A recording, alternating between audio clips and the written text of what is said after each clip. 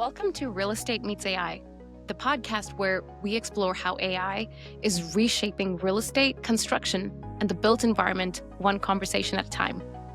I'm your host, Sandeep Ahuja, CEO and co-founder of Cove, a full-service architecture practice that runs on AI to drive smarter, faster, and more innovative outcomes. As an architect and building scientist, I've spent the past decade helping teams turn design challenges into data-driven wins. Now, I want to get into the nitty-gritty, the nuts and bolts of real estate, AI, and data that my industry peers and I have cultivated, applying behind-the-scenes knowledge to the trends we see in action today and deliver it directly to you. This podcast is about demystifying AI in real estate, pulling back the curtain to show you the real system, workflow, and decision-making that power our built environment.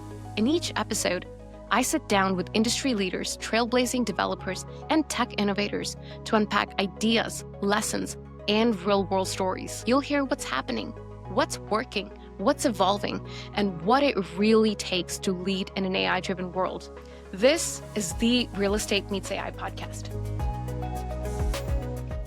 You're sitting on a profit center in your building that you probably don't control. Today, we're talking about owning your building's digital backbone, the network, the data, the intelligence layer on top, and how that actually turns into NOI. My guest today is Bill Douglas, CEO of OpticWise, fellow Yellow Jacket from Georgia Tech. OpticWise helps owners own their building's digital infrastructure, things like network, data, intelligence layers, so they can use AI and analytics to improve operations, tenant experience, and ultimately the profitability. Bill, thank you for being here. It's a pleasure. Thanks for having me. And go Jackets, of course. Yeah, go Jackets. Well, great. We like to kick it off with a segment called the AI meter. It's basically on a scale from 1 to 5, where 1 is like against it and 5 is fully bought in. Where is AI in real estate industry right now? From our perspective, I would say it's a 2, maybe a 3, if we're being generous. Like, the trade show buzz might have it at a 3, but in reality, I think we'd have to stretch to get a 2. Most folks we talk to are still treating AI like it's a bolt-on tool. Like they use it for emails or they use it to automate some little things front office, and they can see applications helping them on the leasing side, but not really looking at the amplifier that it is and the wiring underneath. So our opinion, without a unified digital infrastructure and full data ownership, AI can't deliver real value because it can't fix what it can't see. So I believe that we need buildings that are actually AI ready. And that's the conversation I was excited about having here. Like, what does that mean? It's just not that many of them. Like, we see a lot of commercial real estate buildings that historically operate tremendously, but now they have a whole new playground of data and playground of optimization, optimization of blank, fill in the blank there. So that's why I give it a 2, not because people don't want it, but I think it's early in the process. I think that's super insightful, especially for our listeners here, especially if you're feeling that you're behind or that everyone else is so far ahead, perhaps because you're going to these trade shows, that it's not that well integrated across the board. Folks are just getting started. So if that's where you're at, that's about where most everyone else is. So you don't have to feel like you're behind. You just got to get going and make a difference happen. So that makes perfect sense, and hopefully is a little bit relieving for the folks listening in. Well, we talked about that in the book, the Peak Property Performance we published in June of this year with Fast Company Press. And basically we said, just start with something, but don't start huge. Start with something you feel like you can attain. And then there's a process in there about, change management in your own firm, but in the vision. So don't be afraid of it. I mean, change is coming, whether we want it or not. So embrace it. It doesn't have to be painful. It does not have to be all in one either. Totally, 100%. But while we're here kind of on these quick gut reactions, I'm curious specifically to get your gut reaction on how you think about some things. The first one being how you think about money. So if you had to bet your own money, what's the fastest ROI AI or AI adjacent move that a building owner can make in the next 12 months? Oh, the fastest one would be one that didn't take much infrastructure or expense at all. I would go for parking optimization, like dynamic pricing. I would go for lighting optimization. I would go to reduce my gas and power bill right off the bat. I think you could do that without hardly any upfront investment of dollars. It would take some time and some analyzing. It would take some data. But those are the first 3 I can think of, rather than ones where you'd have to make an investment and wait for a return. I think you could do that in a brownfield environment. Not easily, but straightforward. Be detailed, to be a little tedious, but it's definitely doable. And we have a track record, people doing it themselves. I mean, we love those success stories. We don't have to do it for them, but we Yeah. love hearing people tackle utilities, insurance, occupancy, parking. So you're saying that some of that can happen without a massive investment or very minimal investment altogether to just make it happen. Absolutely. Why are the lights on at night? Whether you They have never a should be. They never should be. And they are. I drive down 85 yeah. and I see all the buildings with their lights on. Yeah, it happens all the time. Like the cleaners come in to do after hours cleaning, and then the lights turn on, but they never turn off again. That's some of the excuse I hear. If they're not automated, they rely on somebody to turn them off. Why is the air conditioning on, or the heater on all weekend? There should be limits, and those sound straightforward, but So it you're is not saying that being we done. don't have to heat and cool our empty spaces? Just kidding. Well, obviously. States like New York and California are fining companies that own properties that don't. Like NYSERDA is levying millions of dollars of fines trying to change behavior. Because it's so much energy wasted. Forget the actual cost of paying for the utility bills. It's just so much wasted energy. Love that. Love the low-hanging fruit. Well, dynamic parking is an easy one too. Like you have a parking deck. Did you know that there's a stadium across the street and your parking doesn't need to be $8 or $10 because that audience is paying 30 at the stadium or 40 or whatever. Just tweak it, make it 15 or 20 and watch a couple thousand more dollars flow through your parking revenue every month. Never heard anybody. You already have the gates. Just use some data, add some dynamic levers to move it. So that would be what I would pick short term, like get real bang for your buck right away. Love it. So if we fast forward 18 to 24 months, what do you think is something tenants will expect by default that many buildings don't have today? I think tenants will expect their settings and their preferences to flow with them anywhere on the property, whether that's, temperature controls in their unit or I think they'll get tired of, I think they're already tired of keys. I think they'll get tired of having, fobs to get in places and carrying their phone. I think they'll want to work from anywhere, whether it's an office building or an apartment building, and they'll want their connection to their employer to be secure and private. They'll want anything they do online to be private. Their landlord is talking a lot about data. They'll want to know that data has nothing to do with them. So privacy, I believe, will become paramount. I think it's been shoved under the rug for a decade by a lot of large ISPs. So why do you think that'll change in the next 18 to 24 months? Because it's been shoved under the rug for the last decade.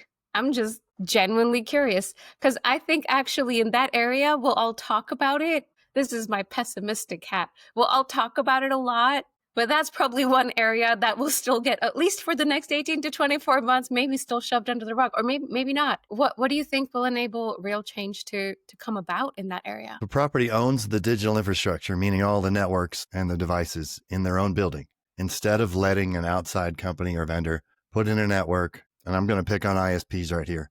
Like, why would you let AT&T or Comcast, Xfinity, CenturyLink, yada, yada, Cox, whatever. Why would you let them put a network in your building, sell directly to your tenants, pay you a little bit of money just so it's all good, and have a network you can never touch, you never monetize, and they get to mine data out of your tenants that you work so hard to put in your building? Do you think that Amazon would ever let a company come into one of their distribution centers and do that? Do you think Toyota and a manufacturing plant would let a vendor put a network in and mine data out? So I'm just trying to flip the paradigm. If you own your digital infrastructure, you can provide that user experience I talked about and connect to all your operating systems, collect your own data, not user data, operations data, operate better, drive your costs down, and therefore be more competitive with higher margins. You don't have to raise the rent so much. If you can find another 5% efficiency, you don't have to raise your rent 5%. You can raise it 2%. You can be more competitive in the market. Yeah, exactly. So I believe that when you own the digital infrastructure, you don't have, I'm picking on ISPs, you don't have them in your building. You have them coming to the main point of entry and stopping. And then you distribute those throughout the building, and you have a privacy policy that you publish. So let's bring it down to a standard person who rents.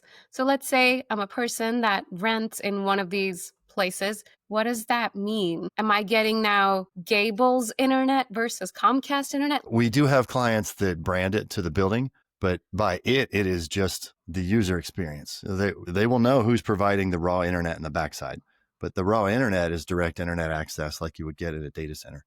It's not retail internet. It is net neutral and it is private. So that can be published. The vendors can be switched out.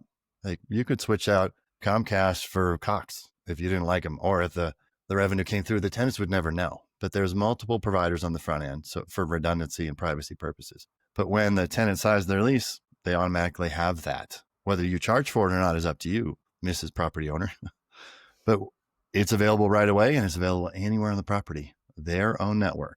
So that's tenant facing, right? The same network that provides that connects all my employees, connects all my systems. I could see why the ISPs wouldn't love that. They don't I can love see that. why, but I can see why that's a better experience, not only as a building owner, but as a building occupant. So I could see why we could start expecting it.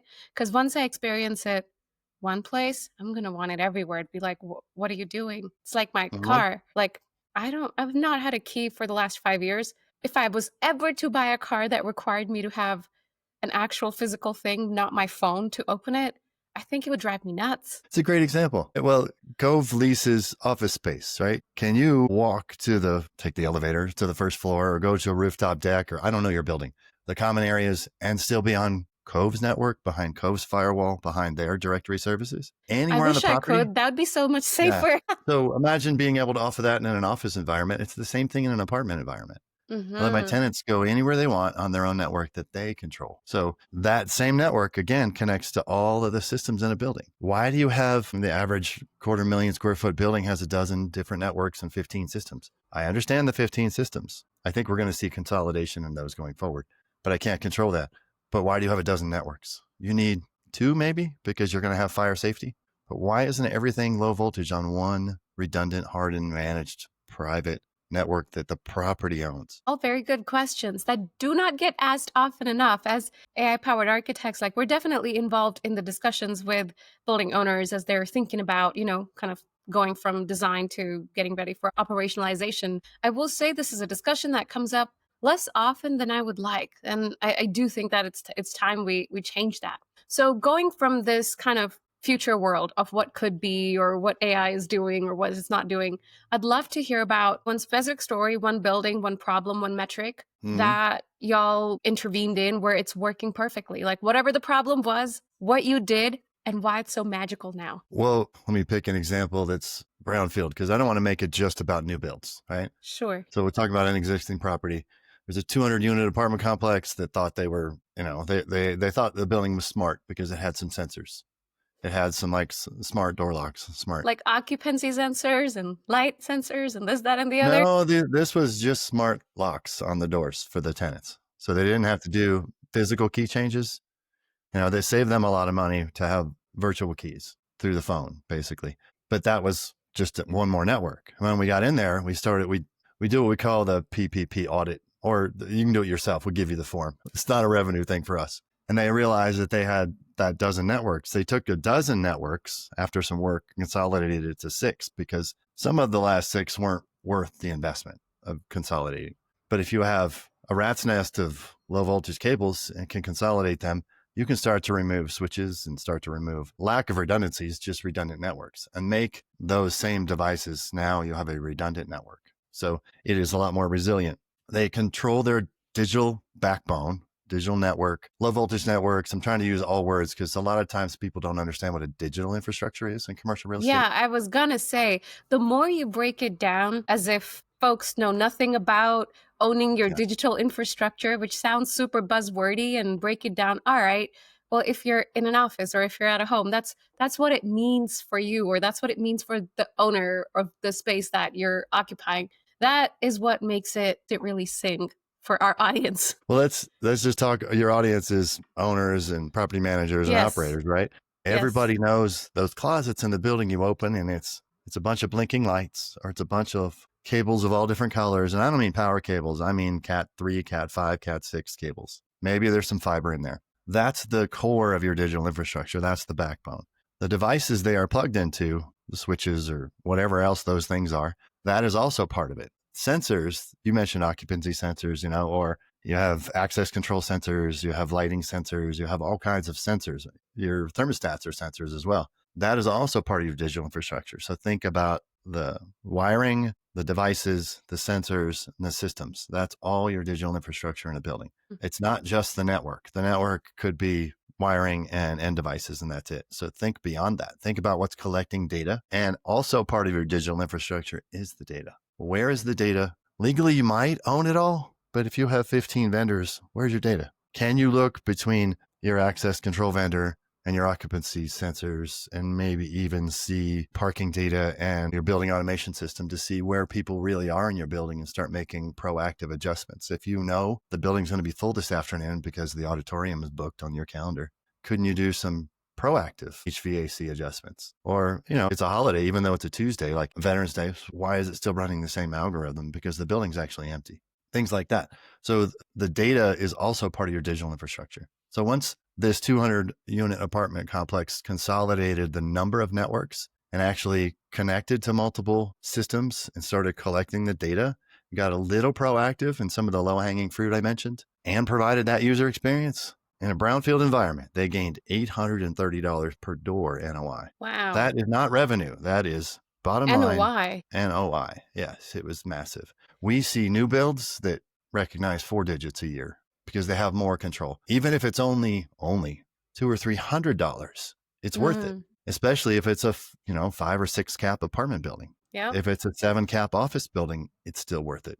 Because you have more. So insightful. You have more common area. So you are actually bearing more of that in an office building, your portion, the owner's portion. Okay, so this is what you're telling me. As an owner, you make more money, more profitability, not just revenue. You're making more profit with your NOI, and you have more access to your data.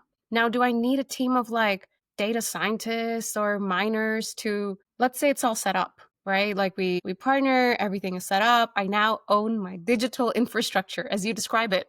Now, do I need someone to constantly run it? Is it the facilities team? What's happening? No, you don't need somebody to run it. We have very large clients that have their own data sciences team, and I'm not advocating anybody hire that, because if you don't have 100,000 units, you probably can't carry that payroll. And we have clients that own, 3, 5, 10 properties. They definitely don't want to do it, but we partner with the facilities management team. The building engineers actually embrace it when they see the vision of where this is going, because they're carrying pliers and dealing with wires and moving air and water, right? And it's vital to the property.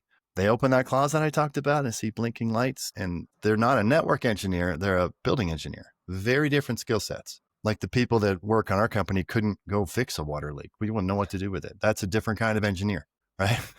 We have radio frequency engineers and network engineers and security engineers. We don't have facilities engineers. So we partner with them. And once it's set up, it does largely run itself. It can be monitored, and then you just have to deal with changes. That's my best kind of system. The one that runs itself, mostly. Well, it's monitored. If something goes wrong, then there's a protocol. How much interaction do you, the property owner, want to do versus do you want to pay for it? And how do you want to pay for it? And there are, you're an architect. You could put more in the front end of the build and have less maintenance, or you could have more maintenance and less up front. It's always a choice. There's not an answer. There's not one standard answer for every property. It varies by property. So we try to make it as simple as possible. We talk about 5 C's all the time. Clarify what you own and don't own, and then connect to these systems and start collecting data. And then after 6 or 9 months, there's, okay, what are we going to do with it? Are we going to run the machine learning? Are we going to run the predictive analytics? Or do we want somebody to do it for us? Are we going to hire a person to do it? Can one person do it? Do we want to just include this in our service contract from now? You don't have to commit all from the beginning. Just get your arms around this digital infrastructure and then start to know what you don't know. Because the unknown is a dangerous problem. The known unknown, like I said, we didn't take that 12 networks down to 1 because it wasn't worth it. The 4 or 5 of them were like, no, those are fine. It would be way too much money with no return. Yeah. But half of them were straightforward, easy. They made sense right away. High yield, high ROI, like very straightforward, boom. And they weren't even transacting the building. So we believe you should make digital infrastructure, if you're going to buy or sell a building, part of the diligence. What is it? Does my building that I'm about to buy have an operating history data lake? I can't imagine a future. I know right now this is obviously, wake up because this needs to happen. I actually believe that in about 2 years, 24 months, which I don't think is a long time at all, this will be part of diligence. Because how could you possibly purchase anything without key pieces of information about what are you actually getting? It's as important as how leased are you. It's just as important. So I have watched a building with a data lake of operating history. It was only 18 months trade. And then the buyer paid a premium for the data. They didn't change the cap rate, but they paid a premium over $200,000 because it had a history of this data. So it reduced their risk, took a lot of questions out. I believe that. Reduced their insurance going forward, showed the gaps. When they bought it, they filled in the gaps, and they actually drove the insurance down because they put in sensors that the underwriter asked for. Makes perfect sense. And then those sensors are on autopilot. It's not like you have any maintenance. Change the batteries in them if they're battery driven. If they're not, then they're straightforward, and it's part of a monitoring contract. Mm-hmm. Oh, lost track with that sensor. It's a ticket. It goes to the building engineer, and they can go figure out what's wrong with it, because the building engineer is part of this solution. But that data is so valuable. It actually drives the property up. I think in the future, we're going to see it change the cap rate as well. I can't wait for that day when that becomes the norm. Me too. Well, amazing. Switching gears to what we call the lightning round. So this is super fast, short answer. First thing that comes to mind, no pressure, and it's just straight up fun. We're not going to be talking about networking. We're not going to be talking about data, and we won't be using the word infrastructure. Well, let's see. We hopefully won't be using the word infrastructure. Okay, so if you weren't in the space, no real estate, no digital infrastructure, what would you be doing? In between companies and as a give back, I like to coach entrepreneurs. So if I wasn't doing this, I would just coach full time. Like I've had wins and losses in my life. I've had multiple sclerosis for 30 years. I've had a couple near-death experiences. And if I could help anybody work less, earn more, and live more, then I've contributed to society. So I do that now. I would just love to do that full time. That sounds like the retirement plan. Love it. I just love it. I do it for 2 young entrepreneurs at a time. And when one of them matures out of it or says they're done, then I just find another one. It's great. Yeah. But I would continue to do that forever, but I would probably build a little practice around it. That's cool. Okay, so are you a morning bird or a night owl? Morning. There's not much night in me. I'm up and going early. Unless we're at a live show, like live music, I'm not up late. The next show I'm going to is Widespread Panic in Atlanta for New Year's. Oh, okay. Well, that's exciting. We will definitely be up late for that. I love it. All right. So is it coffee, tea, or sheer optimism? What powers your day? I do like a cup of coffee, but I have a very optimistic meditation I say every morning and a different one at night. And that sets my mind straight. Meditation's the way to go. Love it. Okay. Well, here's the last question. For leaders who are trying to navigate all this change, AI, technology, buildings evolving, what's one piece of advice you'd leave them with? One piece of advice. I don't believe you can outsource your clarity. I think the difference as a leader is your vision and your expression of it. So I think you should be the chief repetitive officer, no matter what role you have in your company, and repeat the vision so your team understands it, and they know how they fit. Like we talked about earlier, change is coming. Get your arms around this data in this digital world and make it clear where you're going, and then lead like you mean it. Own what you own. And if you don't, then make it clear this is what we're focused on. Operate with strategic foresight and build for the long game. I really have a problem with companies that have to do quarterly reporting versus, the private companies that can look longer and the leaders have a vision for where they want to be in 2 or 5 or 10 years. That is where real change gets done, in my opinion. So don't listen to the buzzwords. Like we talked about at these trade shows, buzzword bingo is everywhere. If it's not AI in it, people aren't selling it. And just back off and look at what do you want the features to be and how do you do it? AI may or may not be a piece of it. It's just a tool. It's not going to replace you. It's really not. If you use it as a thought partner, as a efficiency tool, then you will be such a better leader. I couldn't agree more. Well, Bill, this is so awesome. Thank you for hanging out and keeping it real. For everyone listening, if this got your wheels turning about building intelligence and owning your digital backbone, I hope you enjoyed it and will join us on the next one. Until next time. Thanks for having me. Thanks for listening to the Real Estate Meets AI podcast. If you enjoyed this episode, subscribe to the Real Estate Meets AI podcast on your favorite streaming platform and follow us on social media at cove.inc. Until next time, I'm Sandeep Ahuja.